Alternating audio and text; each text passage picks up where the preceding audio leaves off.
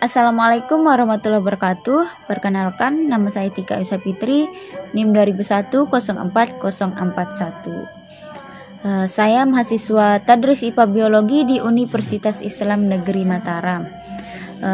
Di sini saya akan menyampaikan materi tentang Archaeobacteria dan Eubacteria. Sebelumnya saya mau nanya nih, teman-teman pernah gatal-gatal nggak di kulitnya? Atau enggak teman-teman ini pernah nggak merasakan sakit perut?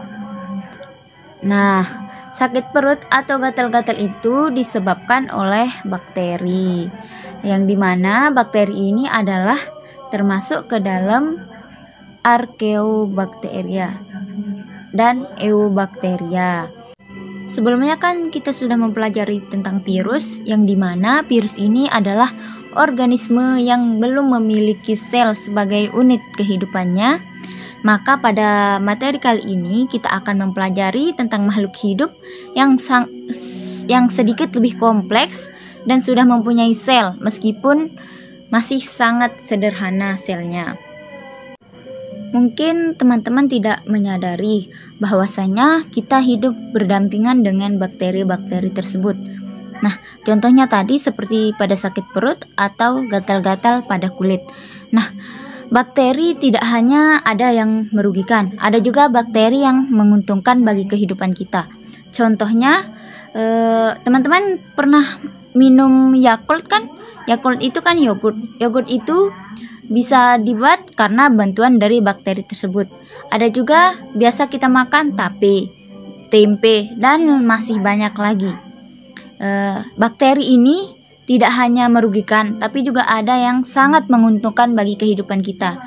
Oke, kita masuk ke inti pembahasan. Yang pertama itu adalah Archaeobacteria. Nah, Archaeobacteria ini adalah makhluk hidup yang tempat hidupnya itu sangat ekstrim, yang di luar dari dugaan kita. Contohnya di tempat yang sangat beku yang makhluk hidup lain tidak bisa hidup di sana. Seperti di Antartika contohnya, atau pada suhu yang sangat tinggi yang tidak bisa kita bayangkan. Misalnya kita yang hidup di sana, kita akan melepuh saking tingginya suhu tersebut. Nah, Archaeobacteria ini terbagi menjadi 3, yaitu yang pertama itu ada metanogen, yang kedua ada halofil ekstrim, dan yang ketiga ada termofil ekstrim. Yang pertama yaitu metanogen. Nah, metanogen ini sangat tidak mentoleransi adanya oksigen, yang dimana makhluk hidup ini dia hidup di dalam lumpur pada rawa, yang dimana di dalam lumpur itu tidak terdapat oksigen sedikit pun, yang bahkan makhluk hidup lain tidak dapat hidup di sana. Nah, nanti bakteri ini atau makhluk hidup yang hidup di rawa ini, dia akan menghasilkan letupan-letupan gelembung pada lumpur yang disebut dengan gas metana. Nah, yang dimana gas metana ini biasa digunakan oleh manusia untuk pengolahan kotoran. Nah, yang kedua yaitu halofil ekstrim. Halo berasal dari kata Yunani yang berarti garam, dan pilos yang berarti pecinta, yang dimana kelompok mikroba ini itu hidup pada tempat yang kadar garamnya sangat tinggi. Contohnya seperti laut mati. Nah, beberapa spesies dari mikroba ini dapat mentoleransi kadar garam yang rendah, tapi beberapa lagi diantaranya itu tidak bisa mentoleransi kadar garam rendah. Mereka hanya bisa hidup pada kadar garam yang sangat tinggi atau 10 kali lebih asin daripada air laut. Berbeda dengan metanogen, kelompok makhluk hidup yang halofil ekstrim ini dia membutuhkan oksigen untuk hidupnya. Nah, selanjutnya yaitu termofil ekstrim.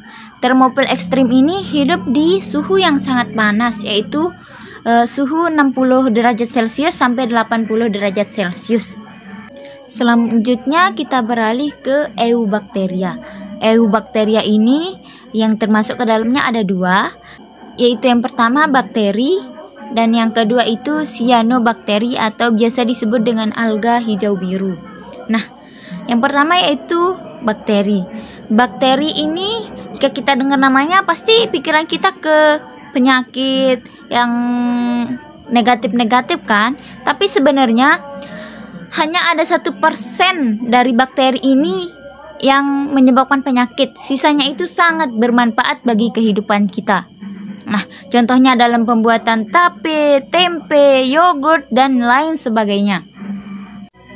Yang kedua yaitu cyanobacteria atau biasa disebut dengan alga hijau biru.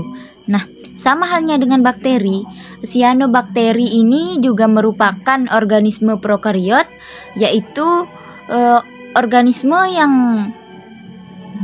inti selnya belum mempunyai membran. Cyanobacteria biasa kita temukan juga di air danau, di batang pohon, di kulit kayu, dan lain sebagainya. Mungkin sekian materi yang bisa saya sampaikan pada pertemuan kali ini. Kurang lebihnya saya mohon maaf. Sekian, assalamualaikum warahmatullahi wabarakatuh.